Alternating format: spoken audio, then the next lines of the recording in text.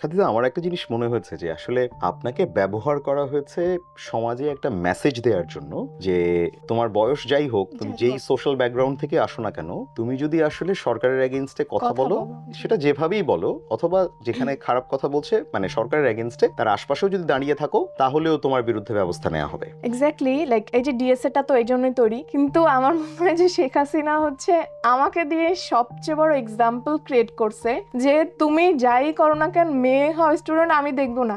Exactly. তুমি কথা মানে পুরো হিস্ট্রিতে মেবি আমি একজন যে 15 মাস জেল খাটছে, লাইক সে দেখিয়ে দিয়েছে যে কথা বললে মানে আমার বিরুদ্ধে কিছু বলতে পারবে না, যত যাই হোক মুখ খুলতে পারবে না। না, অ্যাবসলিউটলি। ইনফ্যাক্ট এখন যাদের আন্দোলনের কারণে আজকে নতুন করে বাংলাদেশ একটা স্বপ্ন দেখছে, আপনি কিন্তু আসলে তাদের বয়সী। সো প্রবাবলি আপনার বয়সী যাদের আমরা বলি যে এই বয়সটা রক্ত গরম থাকে মানুষের, মানুষ অনেক উদ্যমী থাকে, এই বয়সের মানুষগুলোর মেরুদণ্ড এক ধরনের শিথিল করে দেয়া বা ভেঙে দেওয়ার জন্যই আসলে প্রবাবলি আপনার এই ঘটনাটা ঘটানো হয়েছে, একটু পরিকল্পনা করেই।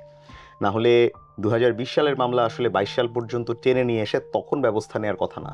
সরকার যদি চাইতো, ধরেন যেই ডিবির অফিসার আপনার এগেনস্টে মামলা করেছেন, তিনি তো শোটা দেখেছেন, এবং আপনাকে খুঁজে বের করা ওনাদের জন্য আসলে খুব বেশি কঠিন কাজ না। এটার জন্য 2 বছর লাগে না বাংলাদেশে, রাইট?